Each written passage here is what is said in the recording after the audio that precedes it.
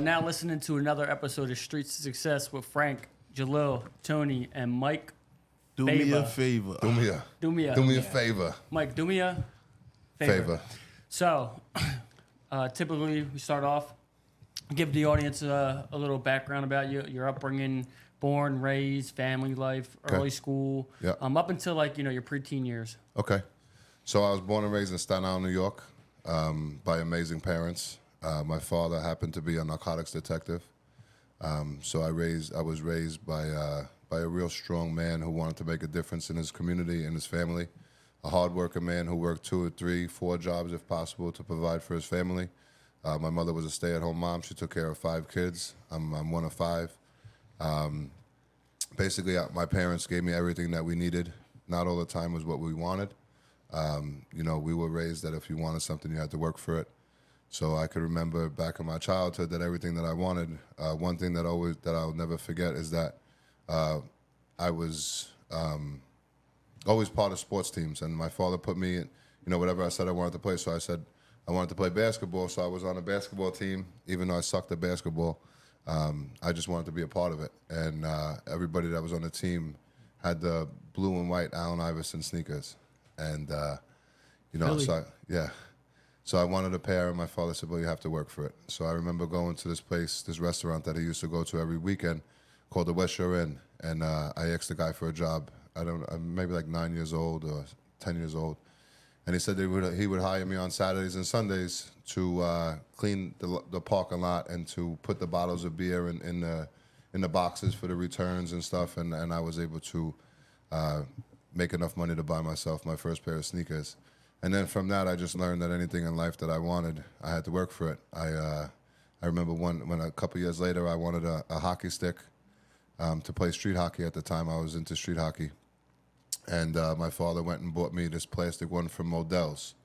And I was like, what is this? And he was like, this is the hockey stick that you asked for. So then I went around and I started to ring on people's doorbells and ask them if I could wash their cars and stuff like that. So while I was in travels, I realized that there was this house with a bunch of leaves, and the next door neighbor was putting their leaves in a bag. And I was like, you know what? I'm going to see if I could rake their leaves and put them in a bag, and I'm going to charge 25 cents a bag. So I knocked on it. It was an elderly woman. So I said, can I clean up your front property for 25 cents a bag? And she said, sure. So I cleaned up the whole property, probably like 50, 60 bags. But I also took the next door neighbor's bags and put them on my stack. So I actually wound up making enough money to go buy my first hockey stick that I wanted. It was a Canadian. It was made by Canadian. It was a fiberglass tip, and I bought it from JT Sports. I never forget. And then I wanted to go into playing ice hockey. And, like I said, my father used to give me, whatever he could. And I told him I wanted to play hockey, and he said it's a very expensive sport. He didn't know if he could do it because, there was 5 of us. And I said, well, I'm going to see what kind of equipment I can get that's used for my cousin's teammates and stuff. So he says, I just need a pair of hockey skates, Dad. So I didn't know what hockey skates look like. My father came home, and he brought me to Bayonne ice skating rink. And he gave me a pair of skates in a box. So I didn't check them. I didn't know what I was looking at. And then when I went into the locker room, they all, who had elbow pads for me, who had knee pads for me, who had this, and everybody that came together and gave me a whole setup. And then I took out my ice skates, which happened to be figure skates. My father bought me figure skates, and, I was super embarrassed, but I was the fastest one. You use that pick and you just start racing. I was like, wow, this is great. But then the next week I started to, the coach brought in an old pair of skates from his son. How old were you at this time when you started hustling? And I started hustling about 9 years old. And you got into ice hockey right around then? I got into ice hockey between probably 10, 11. But ironically is where do you fall in place as far as sibling age and? I'm the 4th. You're the 4th, oldest? No. 4th youngest. I'm the 4th youngest. Okay. Yeah. So I have an older sister, Tracy. I have an older brother, Joseph. I have an older sister, Carrie, and myself, and a younger brother, Brian. Okay. Which I don't speak to my brothers, but I adore my sisters. Okay. But ironically, sorry to cut you off. That's all right. So when I started to learn how to hustle, I realized, if you want something in life, you got to work for it. And at the time, I was a child, and I wasn't taking care of my teeth. Naturally, I was, I remember we used to ride our bikes up to this place called Miggy's, and at the time, it was called Jolts. Remember the Jolts? They had like soda. Yeah. It was like so much caffeine. You weren't supposed to drink them. And we used to like get them and drink them behind Miggy's and all that stuff. So, I never took care of my teeth, and just like, genetically, I don't have the best of teeth. And I paid no mind to it. So I happened to have some surface cavities, and it was time to go to the dentist. And, back in the day, my mother used to just drop me off at the dentist and go back to work. She worked in the school, and she dropped me off at the dentist, and I went in to get some exams and to discuss work. And at 11 years old, I sat in this room, and back in the day, it wasn't like it is today. The room was dark. I remember the man, he was this fat fuck, and he made me feel very fucking uncomfortable just by being in that room with him. And when he looked at my x-rays, he then turned around and slammed his hands on the desk and told me that I would have no teeth in my mouth by the age of 30, and he screamed it at me. And, I was born and raised by, detectives, which were strong men back in the day, police that wanted to be police, to police the neighborhood and the community and to make a difference in everybody's life and to provide safety. So I was raised by men, and I was also raised by the gangsters on Mulberry Street.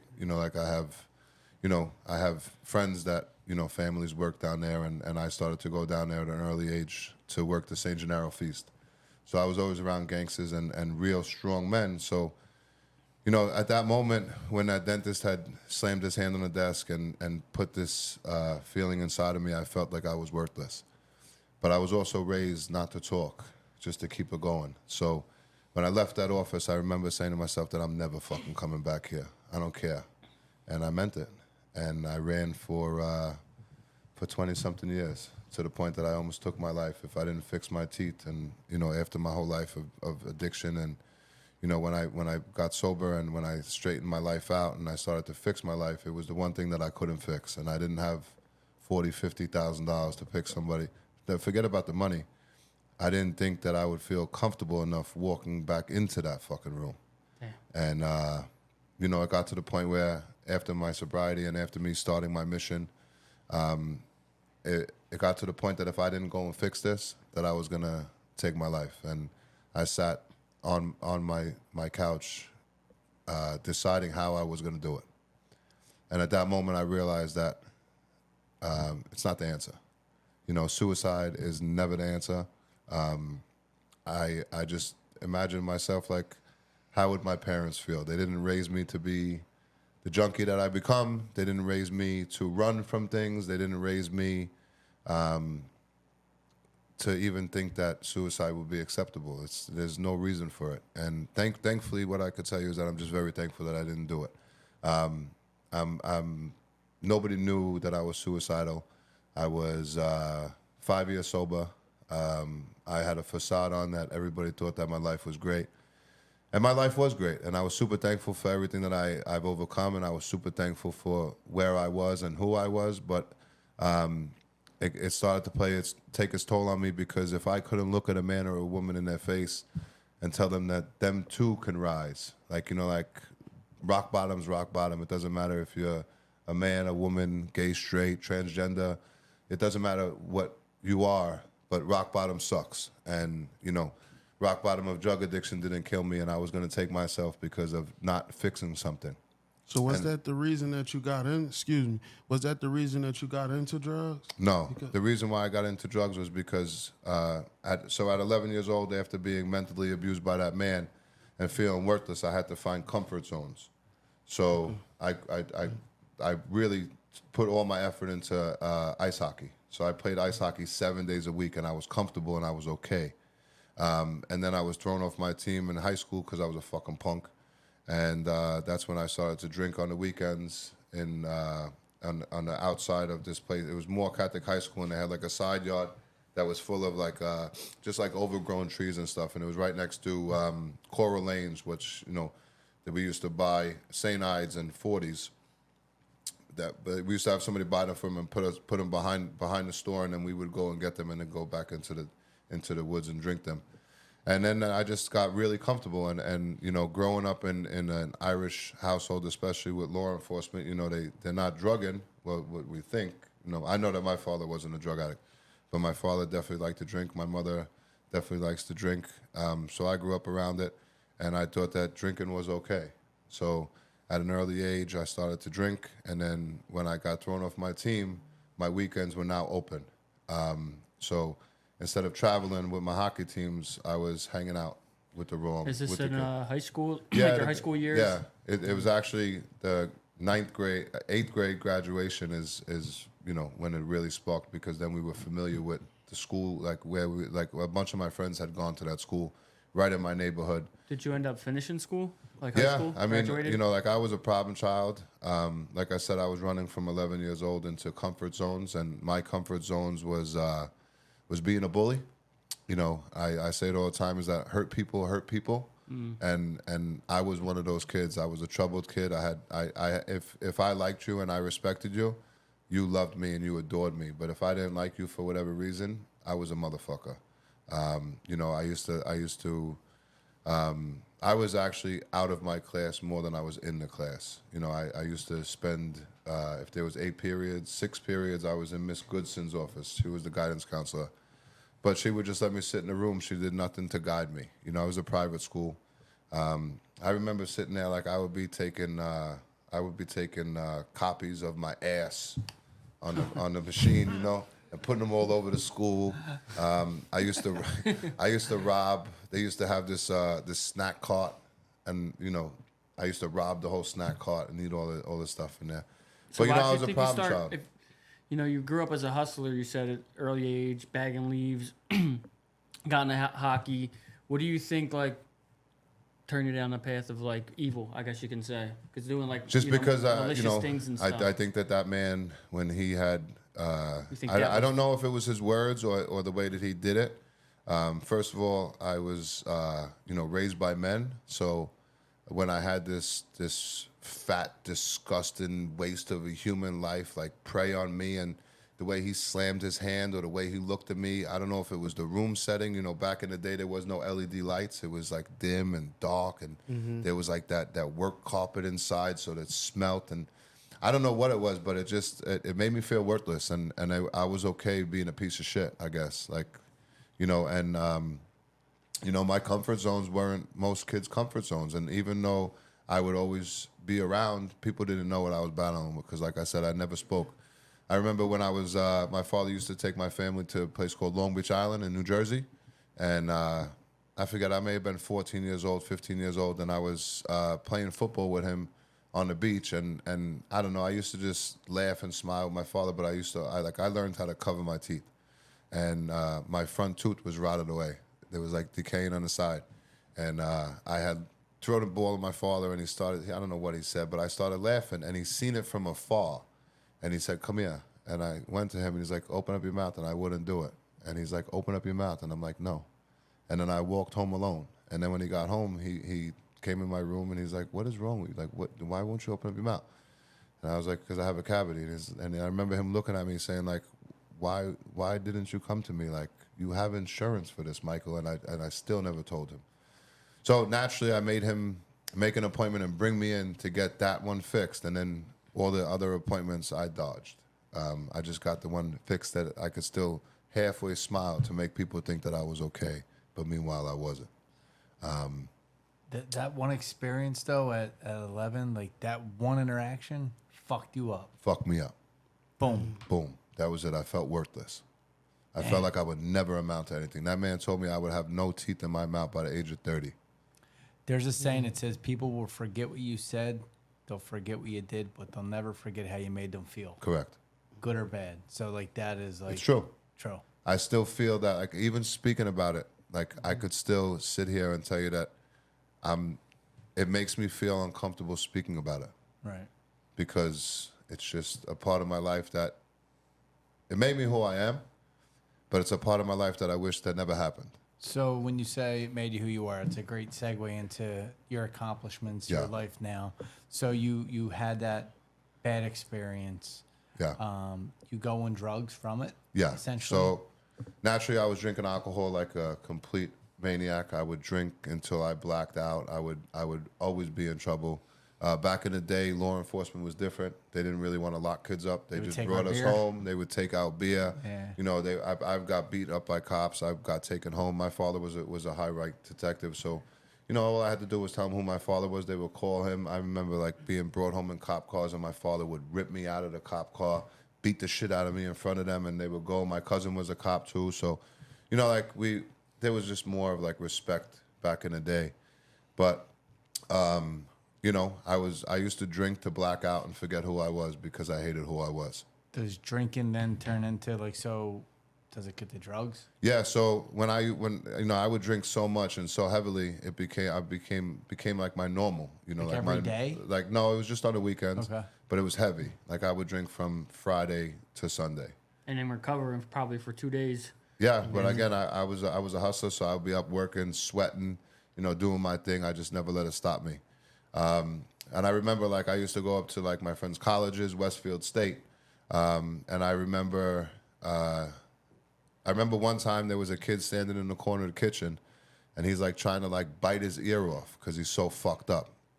I'm like, look at this fucking degenerate. I'm like, you're a fucking cokehead. Get the fuck out of here, you piece of shit. Like, look at you junkie trying to bite your face off. And, you know, 2 years later, I was that guy. How did that evolve? So I, up until 21 years old, I didn't touch any drugs because I was raised by a narcotics detective that, you know, drugs will destroy your life. You know, it's not about when or if, it's just a matter of time. We never know when it's going to happen. We don't know why it's going to happen. It's just a matter of time. I can't tell you that anybody that I know that resorts to drinking and drugging has a positive outcome of it. It just takes over your life, destroys everything. Not only does it destroy them, it destroys their families, their careers, their jobs, their life, their everything. And I didn't, you know, I lived knowing this. I remember in grammar school, I used to walk around with this green book with a heroin picture of a heroin. What's it called? A bulb? Like what is heroin grown from? Poppies. Poppy seed, the seed. Yeah. So it was a long stem seed, and it was like a narcotics book. And I used to walk around and I used to preach about what drugs could do to people and this and that, why we shouldn't do drugs. And I was just like one of those kids that was against drugs. And I thought that alcohol was okay because I grew up in a home, like I said, you know, like my mom still drinks today. You know, she drinks every day of her life.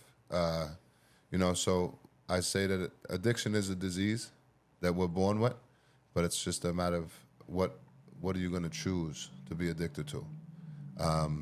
You know, so what I thought was normal was, you know, you could drink and live a normal life with a family and what I seen, because everybody that I was around, their parents were getting annihilated. Not just a couple of drinks and going to sleep. It was, you know, back in the day, we used to gather, you know, before social media ruined the world. We used to gather at weekend parties and everybody was always getting together and just catching up on life. You know, nowadays you just scroll and you catch up on life. So it was different. So I thought it was normal to be, you know, an alcoholic. And so I said I would never do a drug.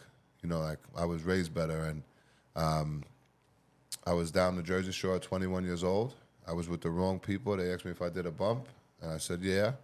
I did it, and I remember. You were already intoxicated? At this I was point? drunk. So I was out of DJs, and we just left DJs. We went into the house, upstairs to the left room. I remember it was a gray dresser and a brown dresser with a gray bag right next door to it. My friend went into that gray bag and put out a bag of blow. He's like, "You do a bump?" I was like, "Yeah, I do it every now and then, you know, because that was like the normal thing to be doing down there." 21 years old down the Jersey Shore, trying to make everybody love you for the person that you. But you really didn't. I did it. Okay. So I did that one bump, and I remember like, I just instantly felt like unstoppable. But I didn't need any more that whole night. That one bump lasted me the whole night, and I was like, wow, I could do a bump here, a bump there. So that was on a Friday night. Then on Saturday, I did another bump, and it was great. I had a great time. I drank like a fish. You were not getting blacked out? No, I wasn't getting blacked out or drinking like a fish. And then for a couple of weeks, all I would do was just a bump here and a bump there. So I would buy one bag, and it would last me the whole weekend.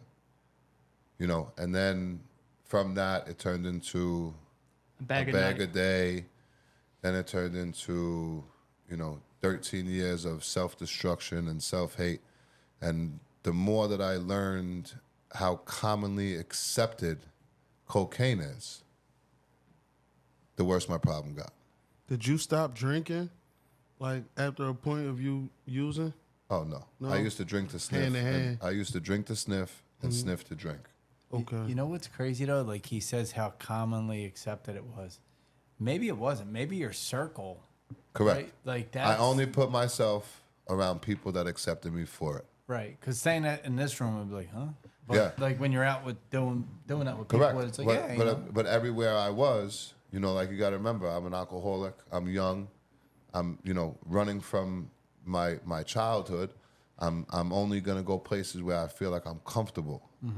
So I wouldn't go sit with certain people. I wouldn't even answer the phone for certain people. I wouldn't go home at certain hours. I wouldn't do certain things because I knew that somebody would pick it up. And I'm not here to explain myself. So do you think it was you're using to feel accepted Yes. and then also to bury the person that you didn't want to be? Like you were trying to just like get rid of all your thoughts and problems and worries. Yeah, so I realized that on the weekends with drinking alcohol, I was a different man and I liked that person. I felt like everything was okay because I drank all that pain away. And then when I started doing blow, it made me even feel even better because, like I said, you do feel something. Like you sniff a whole nother human inside of you. You got a demon that on top of a demon that becomes this Hercules demon. And, like not only are you're drinking, and with me, it was a party life, in the beginning. It got real dark, but in the beginning, it was a party life. So you're the life of the party. Everybody wants to be around you. Who's staying up the latest? Who's drinking the most? Who's doing this? And then again, like being in those areas, like you're always trying to impress one another, hanging out with street guys, like and when you're doing that much blow, you think that you're Hercules, and you could go from 0 to 100 real quick, and then you start you start to get like a reputation and people start to fear you. And what I tell people today is that I would rather be loved and accepted for who I am than feared for something that I'm not, because I wasn't that man. I was a broken boy searching to be accepted for somebody that I wasn't. But I made myself come off like I was. And, I was never proud of who I was. And, today is, I'm 8 years sober. I'm on a worldwide mission. I changed my life around. Man. But it got to the point where, after 13 years of, running down those dark, lonely roads alone, I found myself, I got blocked up a bunch of times. I remember one time I got beat up by 17 cops in Manhattan. I was all blown out of my face, and they called my father, and they had told my father what they did. And my father asked them, like, why would you need 17 cops to beat up my son, like to hold him down? Do you not know how to resist, like make somebody resist arrest? Or do you not know how to deal with somebody who's resisting arrest? And they said, have you ever seen your son in that type of mindset? Have you ever seen your son like in a rage? And he says, yeah, I've seen my son in a rage. And he's like, I promise you've never seen a rage like this before. So they beat the shit out of me anyway. And it was okay. I took the beating for what it was. I deserved it. But I walked out of Center Street in Manhattan, and I was so fucked up that my father actually walked right by me. And when I was like, Dad, he looked at me with this look, and I remember him like, my father didn't cry much, and he shed a tear, and he was like, when is this going to stop? And I was like, I don't know. Did he know about you using at that time? I mean, I don't know. He never said, like, stop being a drug addict or something like that. Like, what I could tell you is that my father is a man who supported me at my lowest and also at my highest. He wasn't an enabler, though. My father was a tough man. Like, he made, like, he wouldn't just give us things. Right. And that's the reason why I think that I'm the man I am today, is because the man that raised me. Where does that moment come about in your life where you're like, oh, fuck, I got to grow up?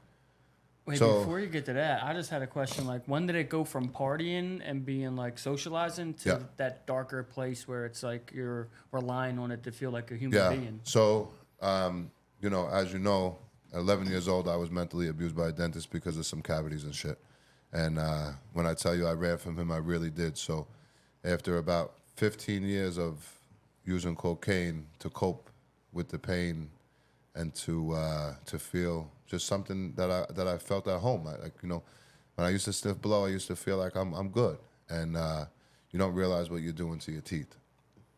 So, from all the neglect of my teeth, as I was partying my life away, I was also ruining my mouth, and along with that comes like abscesses and pain, and it's a pain that you can't do much for oral pain.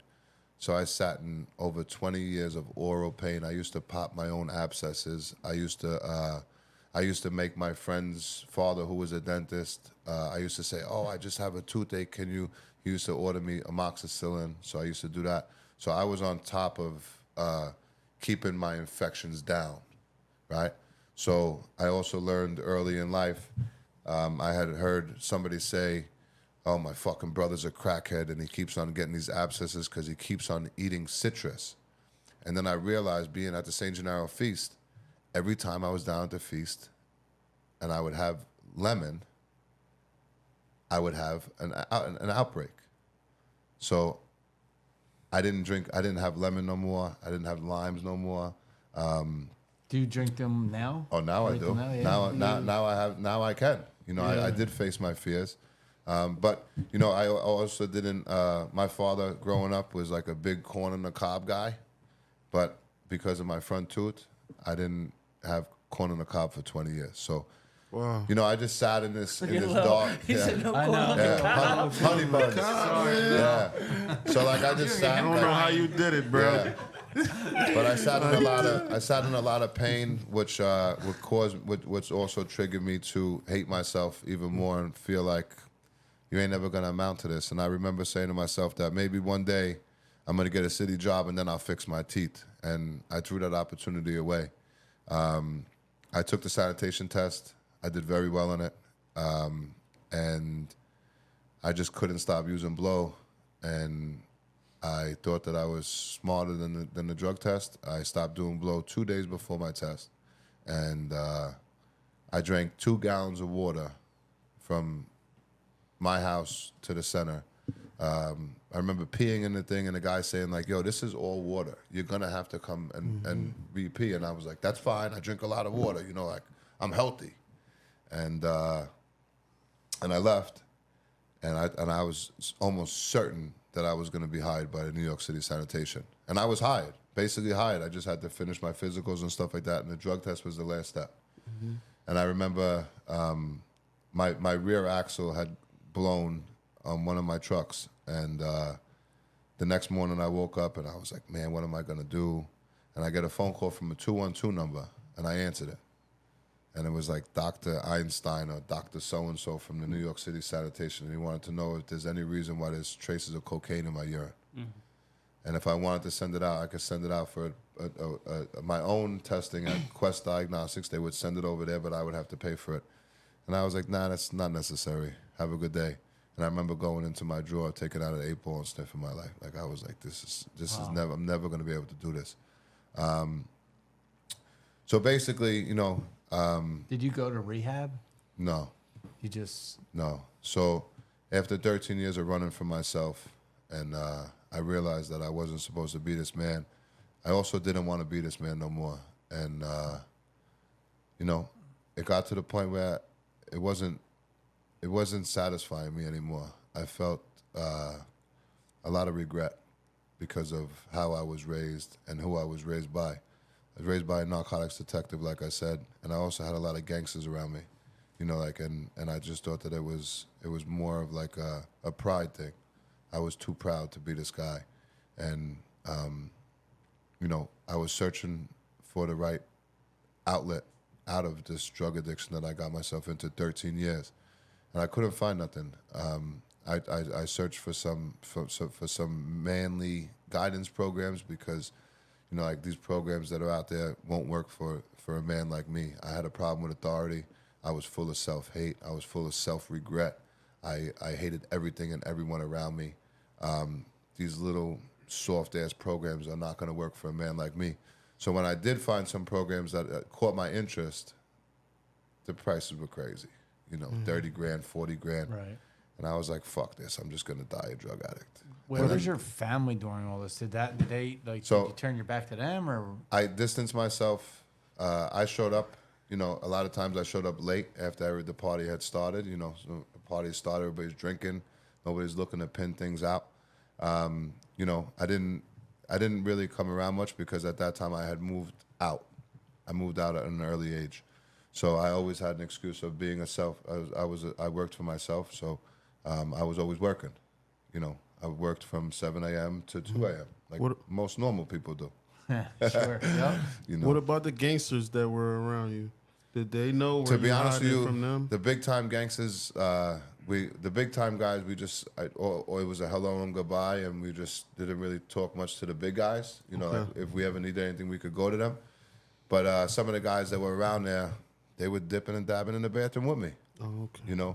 But they didn't have a problem, and I didn't have a problem. Right. No one has a problem in the No bar. one I has was a just problem saying. until it's a problem. If you ever notice in the bar, no one has a problem. Nope. And that's all I hung out. I only hung out in dark bars, dive bars, dark city nightclubs, places where it was accepted. It was accepted to just put a bump on your hand and, do a bump. But then it got to the point where it was a dark life for me.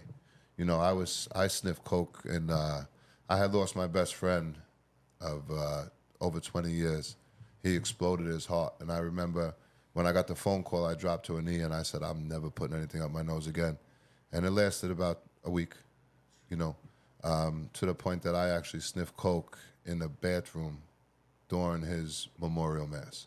Wow. And I needed to feel okay during that mass. And what I resorted to was cocaine.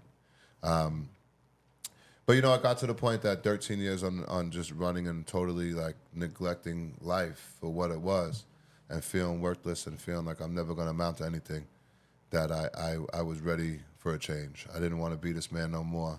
I was ready and willing to do whatever it took. It got to the point where, I would get out of the shower and instantly put a hoodie on so I didn't have to look at myself. I grew a beard so that people didn't look at my teeth and they didn't see the incave in my face because my molars have been, I was down to my jawline, my jaw, my teeth are just blowing away. And, I just said, after 13 years, I remember approaching this. I was like, I'm just going to get this strength and the power one day. And I remember driving over the outer bridge to work, and I just kept on saying to myself, like, God, like, please don't let me get high today. And for some reason, I always ended up at the drug dealer's house. Did you start cutting the people off once you finally got over the drugs that you were using with or in contact with? Well, when I first got sober, it was really all just about me. Okay. I was ready. I was over it. I didn't want to be the man that I become, but I couldn't cut everybody off because some people worked for me. Ironically, one of my dealers worked for me.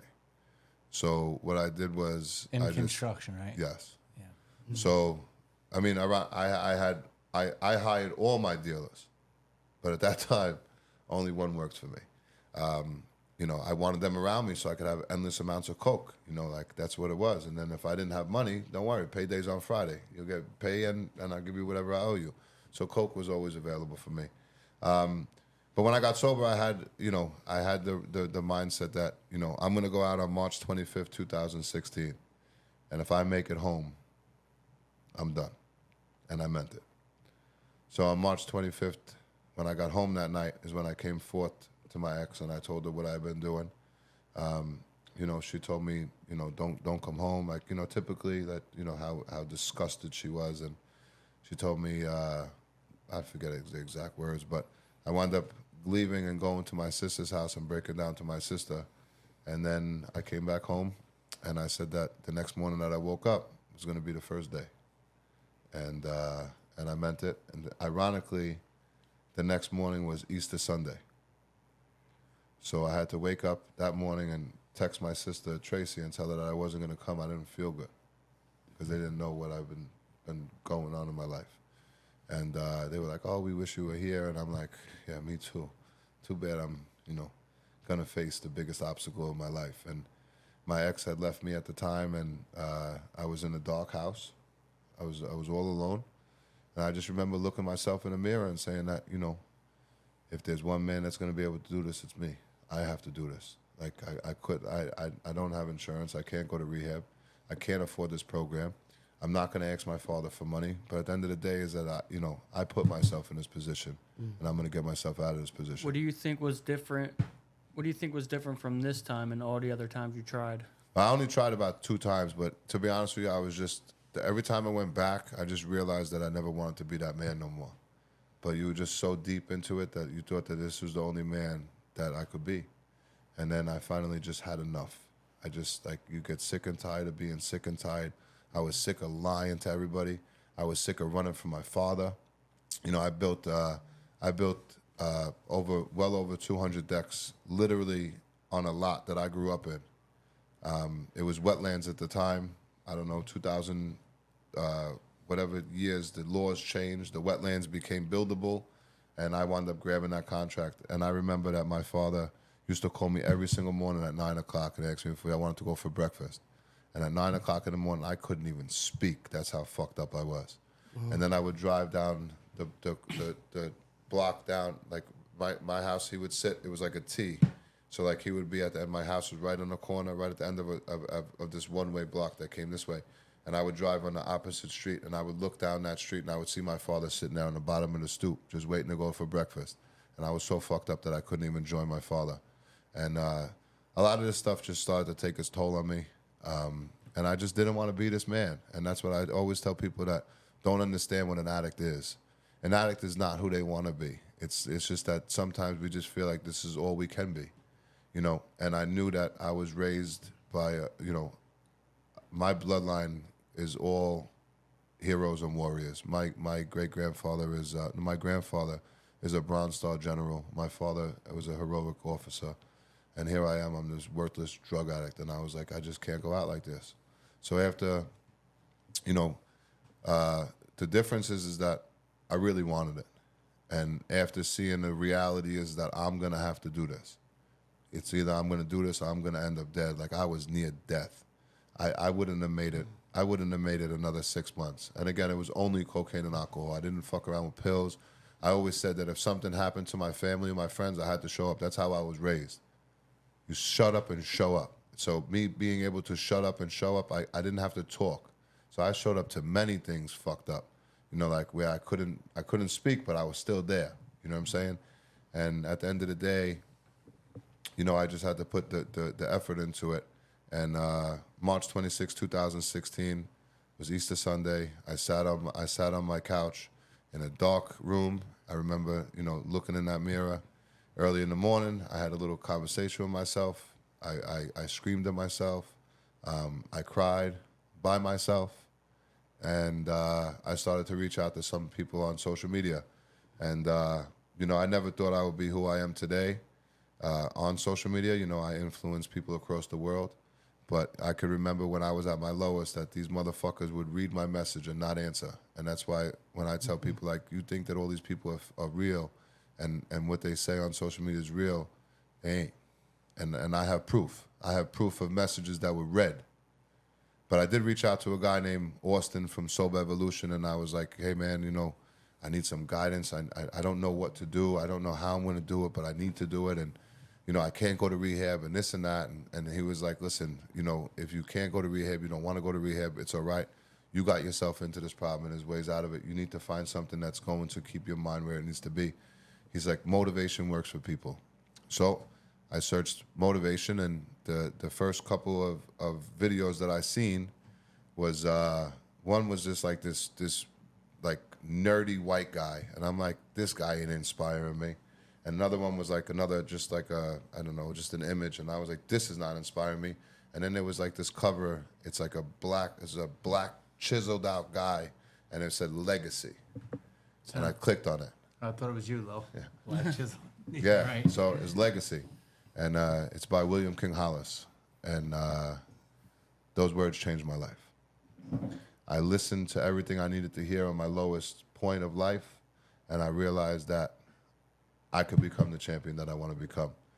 On March 27, 2016, I went to that same stoop that I used to watch my father sit on, and I sat with him, and I told him what's been going on. And I told my father that I didn't know what I was going to do, but I was going to go from zero to hero no matter what it took. And that man believed in me. And from that, it was a lot of rebuilding, a lot of self-reflection, and putting myself in the right places with the right people. And mainly it was with my father. I spent a lot of time with my father. I spent a lot of time that I could open up, like I was trying to find people that would accept me for who I was, not judge me for who I was at the, Right. previous years and what I've done. And, I started to just listen to a lot of motivation. I started to go to some meetings, and then I realized what those rooms, they're not always the best rooms. There's a lot of, it just wasn't for me. It's just, I wasn't getting I didn't feel better when I left those rooms. I just felt that it was all war stories with the same bullshit, solution. Like, I never walked in a room and a man is like, and this is how I do it, and this is blah, blah, blah, blah. It was always like, 40 minutes of how much of a degenerate I was, and I live in my grandmother's basement, and, I still live on a couch, and I'm upgrading now, and, maybe one day I'll go from a bicycle to a car. Like, there was nothing that was inspiring me. Because, like I said, when you become a drug addict, you really feel like, that you may not amount to anything, and it wasn't working for me. So what I did was I started to search for a purpose, and I started to volunteer at a place called Goats of Anarchy, and I was able to take my passion and love for building, and start to build for animals that accepted me for who I was. And when I was up in the farm on a sanctuary, I would look in these animals' eyes, and I would see myself, and they accepted me for who I was. So I continued to show up and go back every single weekend. So now I was working during the week and just going there on the weekends, and I felt like my life was coming together. So that was like your new weekend. Yes, habit. that was my party. This is a new coping mechanism. That was it. Therapy. So I trucked through the whole week, and then ironically, when I was getting high, I used to volunteer for this place called Husky House, and then we stopped going. When I got sober, I started to go back. And I was 2 months sober, and I met a dog named Honey that they told me that wouldn't make 6 months. She was 2 months old. She had a disease called, it was a heart condition called subaortic stenosis. The doctors have never seen such a severe case. There was no way possible she was going to make it past 6 months. So I told her that I'll give her the best 4 months possible. And that dog changed my life. That dog made me feel like I was okay. That dog accepted me for who I was. That dog looked at me for comfort. That dog gave me a reason to come home. That dog made me feel like my life is going to be okay. So I started to continue to go to work and come home, and every time I came home, I started to feel better and better about myself. I started to feel stronger, and I started to continue to search for my passion and my purpose to live. Like, what is my purpose? I'm no longer here to be a drug addict. Now I'm sober. I'm starting to feel good. What is this going to turn into? So I kept on going back to those animals, and I kept on going back. And then I started to rescue a couple little bullshit things, like a couple little cases that I had, and then all of a sudden I walked into this backyard breeder, and there was like 3 puppies on the back fence, like, coming towards me. And I was like, I rang the doorbell. I was like, what are these puppies doing back here? And the guy was like, oh, that's the landlord. He's just breeds these dogs and leaves them here. And I was like, well, you better tell the landlord that the ASPCA is here. And if they're not gone, then I'm going to come back and take them. And he's like, okay. And then I went back there, and 4 more puppies come out from underneath the deck. So I was like, yo, tell that guy to go fuck himself. I'm taking all of the puppies now. So I put them in a milk crate, and I went back to my job site with 7 puppies. And that day, I was able to get a home for 7 puppies. So now here I am. I think I'm like Macho Man. I'm like, yeah, I did this, and this is great. So I got home, and I said to my ex, I was like, let's open up a rescue called No More Pain Rescue. And that's what we did. So we opened up No More Pain Rescue, and we started, we were foster-based just like everybody else, and we were doing like little bullshit rescues and rehomings and shit like that, trying to help everybody and everything. And then when we needed help, nobody was around. So on December 20th, 2016, I got a phone call about a white pitbull, a puppy that was abandoned in a house in the Bronx. And if I didn't go and get this dog, that the ASPCA was going to come and get it. So I agreed to come and get it. And they sent me to the wrong address first. In the Bronx, there's roads and streets and avenues, like 19th Avenue, 19th Street. So they wrote me the wrong address. I showed up at the wrong address. It was a dead-end block of a rundown strip club that wasn't even open. And I was like, here you go. This is a setup. They set me up. So I called the people, and I was like, yo, where are you? And they were like, we're here. And I'm like, no, you're not. So they're like, no, it's Avenue. It was like 5 minutes away. So I wound up pulling up to the house. And it's, I'm a white guy pulling up to a house in the Bronx, very loud downstairs. I knock on the door. They open the door, and it's an all-red party. What's an all-red party? Yeah, I was about to ask the same You know, thing. there's two different colors in the Bronx, red and blue. All right. The Crips and the Yep. Bloods. It was a blood party. So, you have a bunch of bangers that are enjoying themselves. They're not doing nothing wrong. They're inside, but it's a wild house party. And I'm like, yeah, fucking white guy here for the dog. So at first, like, they looked at me like up and down, like they were, and I was like, listen, man, I'm just here for the dog. And they were like, what fucking dog? I was like, I don't know. There's a dog here. And then one kid was like, yeah, there's a dog in the attic.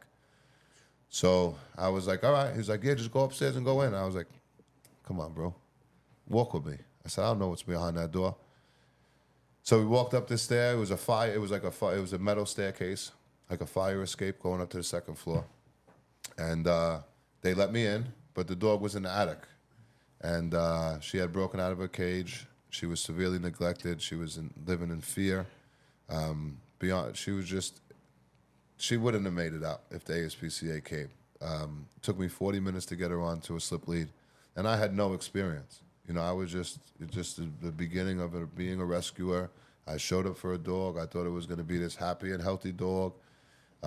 So we kick open the stairs to go up to the attic, and she came charging down. She had broken out of the crate, and it was a standoff. And I had to make her feel warm and comfortable and to trust me. And I was able to get her out of the house. So being foster-based at the time, I had like a 90-pound woman say that she was ready and willing to foster this dog. When I was driving that dog upstate, she started to show me signs of being scared and that she wasn't afraid to bite. So I brought her home. I said, I can't put somebody in harm's way.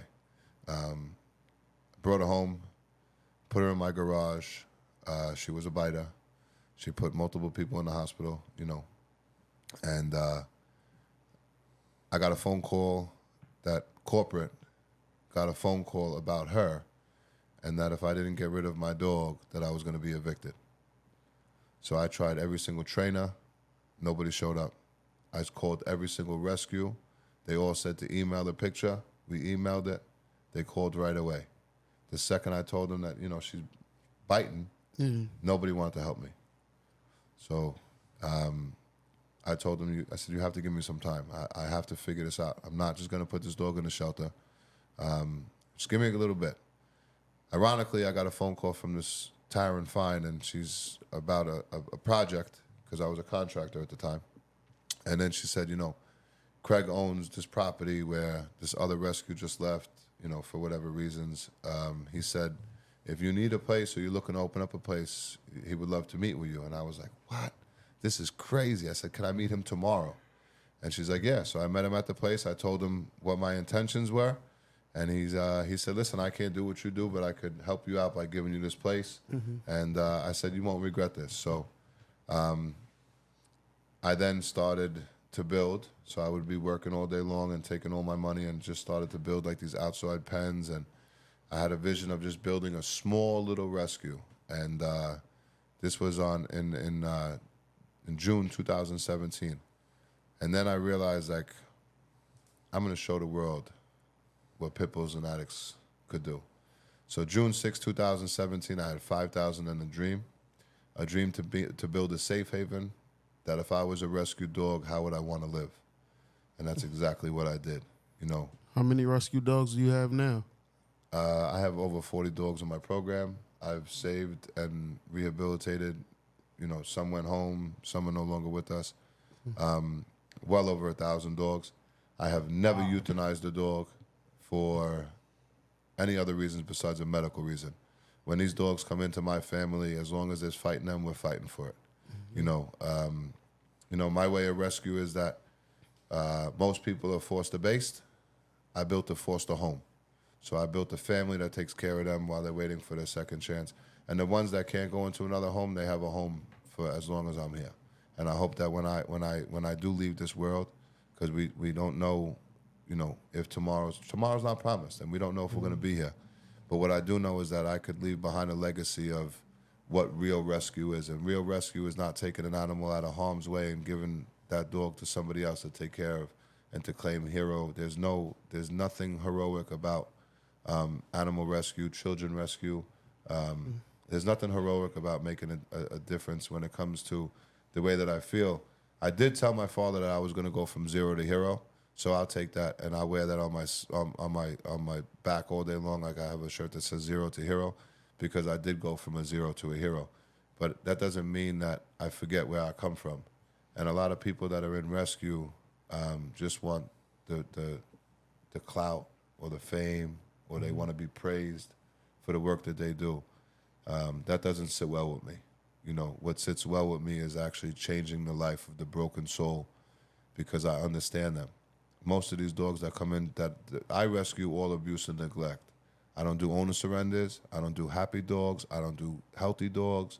If I could help a dog, and I'm just like, yeah, I'll help the dog, but I know what it is to feel unwanted. I know what it is to be misunderstood. I know what it is to feel and be neglected. And it's my promise and it's my purpose to give these dogs the life that they deserve after all they've been through. Because, I gave myself the life that I deserve. And, my mission has, I'm world known, I'm recognized. I've done a lot of work in my community. I was able to gain so much respect that I was actually, when I was sitting on my couch, suicidal, I had already made a previous phone call and asked for help, but I was just afraid to take that help. So I had a dentist that was ready and willing to help me. And before I took my life, I thought about that dentist. And that next morning, it was Easter Sunday. I text my contact at 7:30 in the morning, and I said, if I don't come in and see you, I'm going to wind up taking my life. Can we get in? And she said, yeah. And this is after you already been sober too, right? Yeah, 5 years sober. So 4 years sober. That was in the back of your mind the whole Yeah, time. so listen, if I couldn't look at you guys and speak and tell you who I am and what what I faced to get where I am today and be proud of who I am, then there was no point in me living anymore.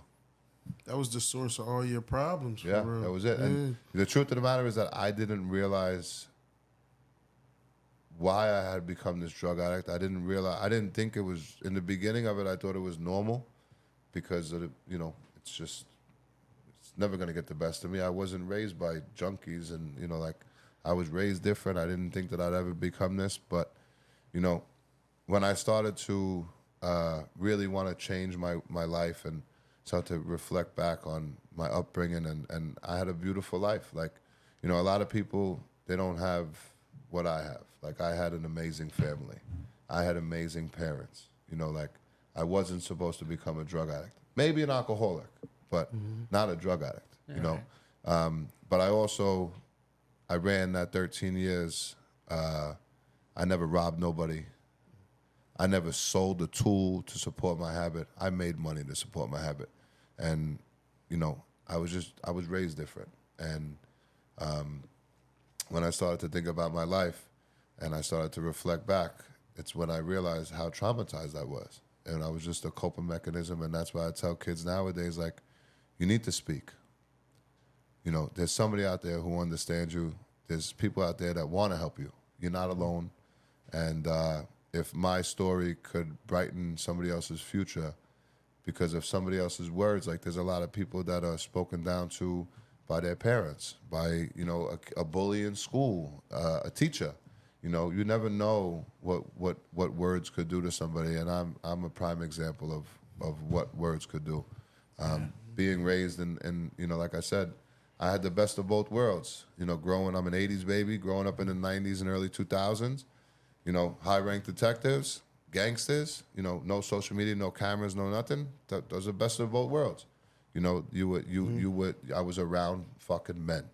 And I always wanted to be a man, but I was being held back. And when I broke free and I was able to rise above everything that I've been through and fight this fight alone and just use my father as a backbone and put the right people in my life, I started to realize that I could do this and I could just continue to do it. And, you know, when I started this mission in 2017, everybody was laughing at me and like, how are you going to support yourself? Like, what are you, crazy? You're so talented. You know, don't you want to make money? And I said, life is not about money. Like, I had money, you know. I just went up my nose and, you know, I was paying for drug dealers' houses and cars and, you know, gambling. Like, I used to have every single problem that comes with that fast life. But it wasn't about that no more. It was about me becoming something. The turning point of sort of serenity. Yeah. Understanding that, you know, there's a different life out there. Right. So I built a life full of peace and serenity and acceptance. I accepted myself for everything that I've done. I accepted myself for where I was. And I also accepted the fact that I'm going to have to fucking change things. And I knew that it was going to be difficult, but I was ready and willing. I told my father the first day of sobriety, I am ready and willing to do whatever it takes. You will never have this conversation with me again. And I fucking meant it. Do you do contracting work now? Like, what's your full-time gig? What are you doing? I mean, again, I'm on a self-funded mission. Okay. I tried to do some contracting work after, you know, years of not being around contracting. It's just my heart's not in it no more. I wound up losing money on jobs. All in on the dogs. Yeah, I dedicate 100% of my life to the dogs. I'm on a self-funded mission. I raise all my own money. I run my own platform. How can someone contribute to your, you know, great So cause? I am super active on Instagram. Okay. So all my platforms are in my bio. Okay. I use Venmo, PayPal, Cash App. My website is pitbullsandaddicts.org. You could also donate directly there. But then you have some people that are a little skeptical because of the fact that I'm a drug addict and I ask for money. So I also have built a relationship with my vet that people could also call up and make a direct payment onto my account. So you're a former drug addict. But again, they're still going to look at me as a drug addict, and I tell everybody just because, like, you know, just because I don't use drugs right now doesn't mean that I'm not a drug addict. I'll always be a drug addict. My drug of choice is rescuing. You know, I'm addicted to Pitbulls. You know, a lot of times people are ashamed of who they were, and they want people to forget about who they were. You know, like, that's not me. I want you to know who I am. I want you to know that I was that junkie that you guys, everybody doubts a junkie. They look at a junkie, they laugh at a junkie, they point their fingers at a junkie, they walk over junkies, they spit on junkies. I was a junkie. Just because I didn't have a needle hanging out my arm doesn't mean that I wasn't a junkie. Right. You know, like, a drug is a drug. A drug addict is a drug addict. When you're addicted to drugs, you're a junkie. And I'll never forget that. So I think that a lot of people in life, they get too comfortable thinking that there's something that they're not. I wasn't born a drug addict. I become a drug addict. I wasn't born this man. I become this man. You know, but if I forget who I was now, I'm not going to remember it in the future. And who's to say that I won't pick up that drink or drug again? So I never forget who I was. And I'll always say, like, I'll always be a drug addict. I'm just addicted to a different drug, a drug that's not going to kill me. You know, and you know, speaking from experience and you know, I speak with like real life pain that I sat through. I speak with that from my heart because there's way too many people in this world that sit there and sit in silence and don't speak about things because they're embarrassed of who they were. And for most of my life, I was embarrassed of who I was. And when I learned how to just speak, it started to change my life. So considering the fact that my life choice has now been to go on a worldwide mission to show the world that Pitbulls and Addicts are two misunderstood breeds, and to help in my community and helping the ones that nobody really gives a fuck about. You know, I have a soft spot in my heart for special needs children, special needs animals. I have a soft spot in my heart for, you know, the inner city kids. Like, and, you know, I'm not a black man. You know, I have a soft spot from what I see in the ghetto, even though they're not. It's not my kids. My kids are white men, white kids. You know, I put all that shit aside. At the end of the day, a child's a child. Same thing was like, you know, whether they're you know, black, white, Chinese, it doesn't matter. Inner city kids, I feel like they grow up on this block and they think that that's all they need to do in life is just live on that block, and you know, it's not right. And I think that everybody deserves a fair opportunity. And if I could convince a kid to, you know, go to school and to be a better kid and not be that bully, you know, there's a lot of kids out there that are acting the way that I acted because they don't know no better. Their parents act this way, you know. Exposure. They need exposure to other things. Yeah, They need to see that the world's bigger than the block, or that there is possibilities outside of whatever they're seeing every day. Absolutely. I just feel like it's their comfort zone, you know, like, and it's their norm. So like, you know, nowadays, like, you know, I'm a changed man. I'm on a mission for 7.5 years. You know, I've hit rock bottom without using drugs. Like, you know, I've lost a lot. Like, losing my father really took its toll on me. I mean, in 2019, I had 5 deaths back to back to back. One of them being my best friend of 20 something years. I was supposed to pick him up to go sing country songs and oldies with my father in a nursing home. And instead of answering the phone, he was taking his last shot of dope. The next day, my cousin died. 3 days after that, somebody else died. You know, it's just, it sucks. But you know, when you realize what life is about and you realize who you are and what you're worth, you understand that, you know, those type of times, you know, will pass. Those tough times, and you know, you just need to be thankful for who you are. Never forget where you've been, but you need to know where you're going in life. Mm-hmm. And I made a decision in 2017, and I told my father that I was ready and willing to do it. My father sat in this empty lot and said, if there's one man that could do it, it's you, Michael. And you know, when he left me, I felt like you know, just a lost boy. And I said, that day that I said goodbye to my father, I said, you know, most boys have fathers in where I come from. You know, I come from a place where I had a father, and I was his little boy.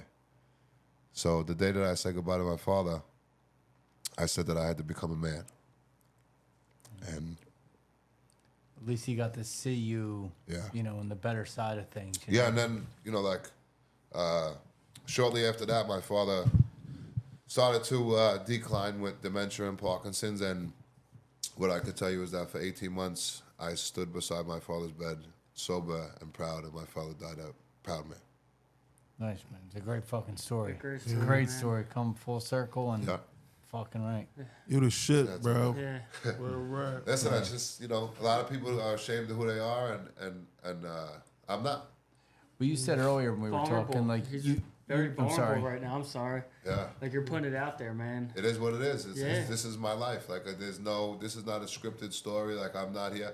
You can't write this. Like, you know, like, I started a mission in 2017 with 5,000 and a visionary dream. A visionary dream to do exactly what the fuck I'm doing. You know, it's make a difference.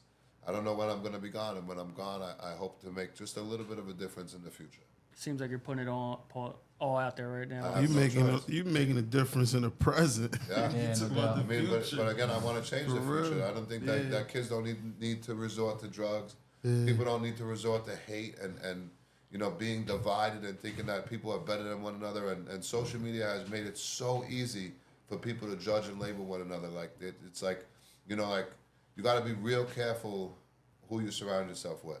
And you also should pay attention to the motherfuckers that will criticize you on each and everything that you do, but will never compliment you on the things that you do. Mm. You know, like, there's a lot of snakes in the grass. There's a lot of people that, you know, like, they wanna pretend like they're truly proud of you. They support you. And when you need support or you need somebody, they're not there, or they you know. And I noticed that early in this recovery when I was calling people just to be with somebody. And, you know, I remember one guy said that, you know, like, oh, my girl won't let me out. And I'm like, I'm asking you to come sit on your stoop in front of your house and talk with me. You can't get out because of your girl. So then naturally, as a thick-headed addict, I stopped relying on people. And I started to, you know, understand that if I wanted to become this man and be able to stand up and fight this fight, that I had to do it. And I stopped really relying on people, and I started to turn to the, you know, I started to be very cautious on who I let around me. And, you know, nowadays I could tell you that there's multiple men in my phone that if I call, answer on the first ring and show up for me. Well, I know who's always going to be there. Dogs. The dogs will always be there. It's crazy. And it's crazy when you have a tough day and you go to those dogs still look at you with love, and they just want to see you happy, and you really cannot be upset with Do a you dog. think, I got a question. So do you think you save dogs or dogs save you? Tell you the truth, I think that it works both ways, because I think that I have a special gift inside of me. You know, I ran 13 years. I never had a DWI. I never had a serious case. The one serious case that I had was when the 17 cops beat me up because I beat them up as well. So I could have did some time for that, but I did sign an agreement like it never happened. You know, two wrongs don't make a right. But at the end of the day, I think that these animals have truly made me who I am today. And in return, that I have such a passion and a love for it that when I show up, they know that I'm home. You know, I built a home for them. And, you know, when I get a phone call about a dog that's been abused and neglected by a human, I no longer go there upset. I go there ready and willing to get them out of harm's way and to change their life no matter what it takes. You don't want the dog to see you upset. No. Yeah. No. It's the same thing as you don't want, like, you know, like I said, I mean, it's okay to be a macho man sometimes and learn how to control your emotions, because, like I said, I was raised by men that didn't cry. If you show up somewhere, in my case, it's showing up to a dog that's, you know, near death and clinging for life. If I show up there upset, that dog's going to sense that. And, you know, it's not easy, but I do it. And just like my father used to do it for his family, I do it for mine. In my eyes, you're a fucking hero. Like Absolutely, a dude. superhero. Because I'm about to go home to my dog right now. yeah, right? For real. I love hug them. animals, dogs. They're waiting home for you. Yep. Like they just could take a bad day and make it a good day. You know, but not the dogs are a great thing to add to your life, but just overcoming the obstacles, looking in the mirror, finding that fight, Yeah. and making an impact. Like the dogs are great too. Like I love my dog. I love dogs now. Now that I have one, but just like the resilience you shown and the accountability that you took, it's an awesome story. Yeah, and then like the story, value man. you're adding back to the world. Yeah. Like, I'm on a mission. I will complete. My place is called Freedom Home for a reason. Everything is built with pride. I don't cut no corners. I've been accused of everything. 7.5 years, nothing has ever come back valid. You know, you have a lot of people that hate to see, especially drug addicts or felons or, you know, just the troubled. People hate to see us rise. Yeah, they get he was a junkie. Yeah. He was like They just but and again, I wish the reason why I do speak so loud and proud is because if more addicts realize the potential that we have inside of us. You know, when they say, like, you know, how many addicts leave their house with no money and come home high? It's like there's a burning desire inside of an addict that if you take a negative addiction and turn it into a positive addiction, you could build the life you will never, ever look back and regret. Like learning how to turn the positive addict on inside of you. And it did it to me. Like I do this with no fucking money. You know, like I said, I built, you know, if you go on my platforms, you'll see, I literally built them their own home. How can people help support your journey? What platform? I just become a nonprofit organization. My nonprofit organization, I got denied for Pitbulls and Addicts because of the name. So my nonprofit organization is called Broken Souls Rescue and Recovery. You could write off all the money that you donate to me. I use Venmo, it's Pitbulls and Addicts. Cash App is $, Pitbulls and Addicts. PayPal.me, Pitbulls and Addicts, MF. Or my website, pitbullsandaddicts.org. Nice. Very nice. You know, and like I said, I'm an honest man. I wasn't raised by a scam artist, a scumbag. I was raised by a hardworking man. So all I did was never forget where I come from. Even though I became a junkie, I never forgot what my father raised me to be. And I truly believe that I would never be this man if I didn't live the life that I lived. And I would never be able to make the difference in the world that I do, because I do make a difference. And, you know, at times it's very difficult. And, you know, when you do something good and it goes on social media, some people, like, everybody shows up to support you. But it's the times that, you know, you think that you'll be getting support that they don't show up. And it gets discouraging. But I don't live for that. The only thing that I live for is making sure that my dogs are taken care of. Work needs to be done regardless. No matter what. Yeah. Whether they show up or not, I have to show up every day. So where do you see yourself at in the next 5 years? Well, you know, I do see myself. I just met a woman that changed my whole world. I do see myself in the next 5 years having rehab programs and a Bridge Back to Life program where I could take addicts out of rehab, fresh out of rehab, detox, and on the right journey, and I could introduce them to my way of life where, you know, we provide a Bridge Back to Life program and show them how to be the best father, the best son, the best worker, what it is to work, what it is to value life and live with respect and morals and, you know, self-discipline and self-respect and self-care and take care of yourself. You know, like if you're, you know, you want to be respected, you have to look like respect. You know, like you can't look like a bum. I used to be okay with looking like a bum. You know, nowadays, even if I wear sweatpants, I still match my sneakers, match my shirt, put my hat on. You know, like I don't like to look like something that I'm not. Right. I'm no longer that guy. I used to be okay with looking like a bum. You know, I'm not a bum today. So, you know, I want to teach these addicts fresh out of recovery, fresh out of rehab. I want to teach them the beginning stages of life and on how to be a man or a woman, because it's something that the systems don't show you. And, you know, the fact that I rescue broken dogs, they need people. So we're just going to show them my way. So in 5 years, I do see myself, Freedom Home will be done. I'll have rehabs. Maybe I'll have a YouTube channel that's popping. Maybe some of my series will be sold to Netflix. You know, I'm just happy to be alive today. I don't know where I'll be tomorrow, but you know what? Progress. Yeah, all progress. that's it. It's day by day. You know, dog by dog, and, you know, Mike, and truly just never giving up. We appreciate you coming today. Appreciate it. Awesome Thank you. story. Thank Can't you. wait to drop this. Very motivational. Yeah, I appreciate it. Thank you Thank for you, having man. me. Yeah, Thank you. yes. Stay tuned